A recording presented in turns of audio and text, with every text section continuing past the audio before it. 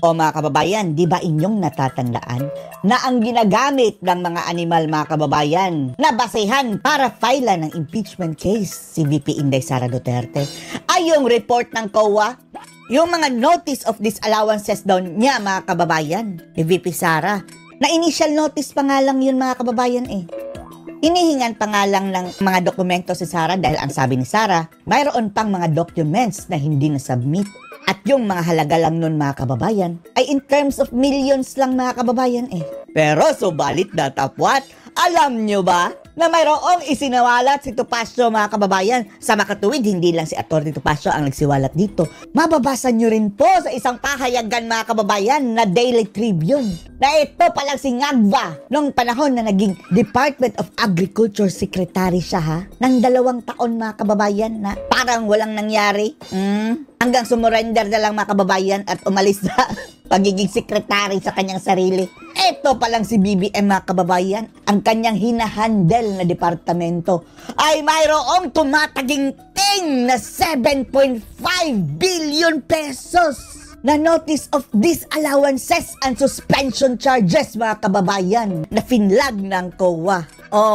7.5 billion pesos. Ngayon, kung si Sara Duterte finailan nyo ng impeachment, base lang dito sa notice ng COA, bakit hindi nyo ito i-filean din si Ngagva? Kung ganyan lang man din kayo, kay stricto ang standards. Pero mga kababayan, yung notice of disallowances especially dyan kay Sara Duterte, hindi pa po yan final. Once na magsabit nila ang mga dokumentos mga kababayan, pwede yung mawala. Pero atat na atat sila kung gayon lang man din, dapat ma-impeach siya din itong si Ngagva. Panoorin niyo po ha. COA, ito COA Audit Report. Fact check niyo. COA Audit Report. Kung hindi totoo to.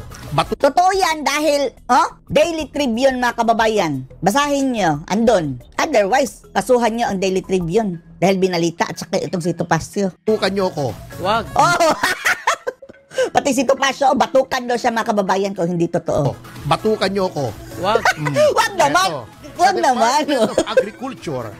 Huwag nating batukan ito mga kababayan. Dahil kaibigan natin ito Hi! Hello, Topacio! COA Audit Report 2023. Tandaan nyo mga kababayan, around November, magtatapos na ang taon, nung bumaba sa pwesto si Bangag. Meaning, 2022 and 2023, siya ang Department Secretary ng Agriculture. At since then, mga kababayan, nag-accumulate itong kanilang notice of disallowance and suspension na umabot ng 7.5 billion pesos ayon dito sa COA, mga kababayan. Ibinalita po yan ng Daily Tribune. Sinasabi nito that for 2022, nung si Pangulong Marcos ang concurrent na kalihim ng Department of Agriculture, di ba?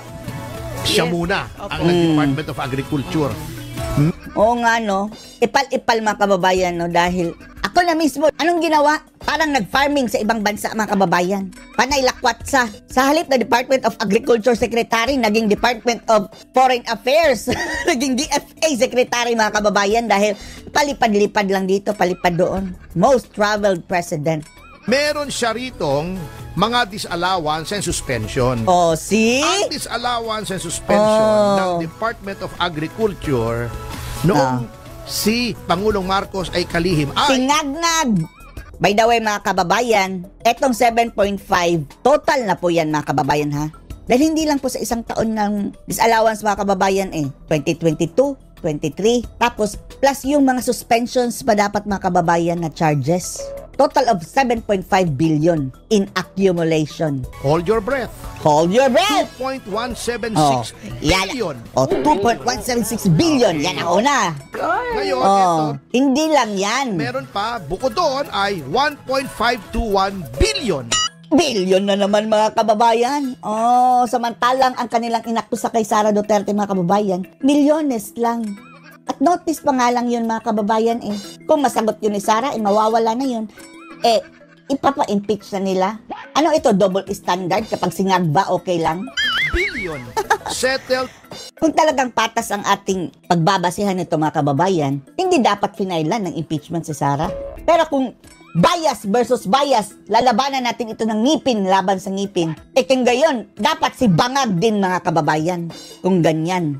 suspension, disallowances, and charges. Oh. Then, may ibig sabihin yan ay may 655 million na unsettled na suspension.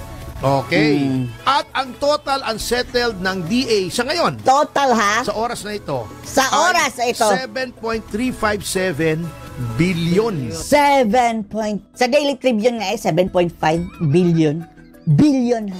Oh. Pero tingnan natin sa website ng COA mga kababayan, nandoon ang updated na value dahil habang lumilipas ang araw mga kababayan ay lumalaki ang mga asunto ng mga ungas na ito. Billion. Wow. Sa ngayon, Opo. as of the last audit, yung Grabe. 2023. Okay. Nandito yan po. I-fact check nyo ako. May website po ang Commission on Audit. Hanapin nyo po itong O Barbers, ipatawag mo si Topacio. Bakit hindi nila napatawag si Topacio mga kababayan? Takot sila eh.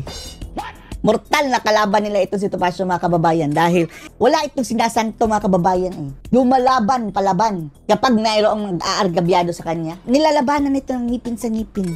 Dinadaan sa proper way mga kababayan katulad ng pagsasampa ng kaso o takot ang mga buhaya. Audit Report 2023 sa Department of Agriculture. Yan. Hanapin nyo, huwag kayo maniwala sa akin. Baka loloko ko sa kayo di ba? Batukan niyo daw si Topacio kung nagsisinungaling siya mga kababayan. Maaring niloloko kayo, luko-luko ako eto pa ha. Eto. Ang daming asar kay Topacio mga kababayan Pero nasa punto naman mga kababayan dinadaan lang sa biro. Pero nasa punto. Ay alegasyon pa lamang. Ngunit The same as BP Sara Duterte, aligasyon pa lang. Initial findings pa nga lang eh. Pero bakit nila ginagamit mga kababayan? Pinipilit na talagang gamiting issue para ma-impeach si Sara Duterte. Kung gayon, i-impeach yun rin si ito ay Bangag. dapat imbestigahan. Okay? Ngayon, may magsasabi dyan. Pangungunahan ko na kayo sasabihin, chismis lang naman yan eh. Hindi chismis. Alam nyo, Huwag niyo sabihin chismosa itong Daily Tribune. Fake news, Daily Tribune. And then, ang kanilang basis mga kababayan, COA. Huwag niyong sabihin chismosa ang COA. Mga animal na to. ang ombudsman po, kahit nga anonymous, may sumula sa kanya anonymous. Oh. Ano yung sabihin? O sige, sa mga hindi daw naniniwala mga kababayan, i-verify nyo sa ombudsman. Para maimbestigahan. Kahit hindi magpakilala yun ang susumbong. Anonymous, ombudsman, takip kayo ng panyo sa mukha. O imbestigahan nyo nga itong notice of disallowance ni Bangag.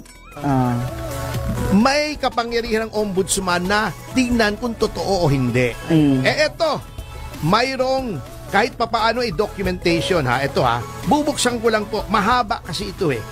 Parang ibang topic na ito. Mahaba at kailangang Lumihis na topic si Topacio mga kababayan.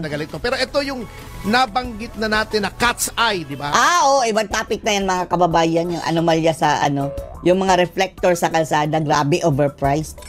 Pero alam nyo, ang bago estilo ng mga animal mga kababayan, dyan sa nakawan, minsan hindi na nila ina-overprice mga kababayan dahil mabibisto. Ang kanilang ginagawa mga kababayan ay dinadamihan ang mga quantity ng mga items mga kababayan na mahirap i-audit. Kagaya na lamang ng mga bakal mga kababayan, semento, hollow blocks. Sa halip na siguro 100 o gagawin natin 200 pero 100 lang pala mga kababayan. Tapos regular price sa mga kababayan pero yung example, yung excess na in-add-on nila mga kababayan kagaya ng semento, dyan na sila kikita. Dahil hindi yan ma-audit eh. Malay ba namin na 100 sako ng semento lang iyan? Paano natin yan ma-verify? Na hindi naman sumusunod sa standards yung ang mga animal mga kababayan.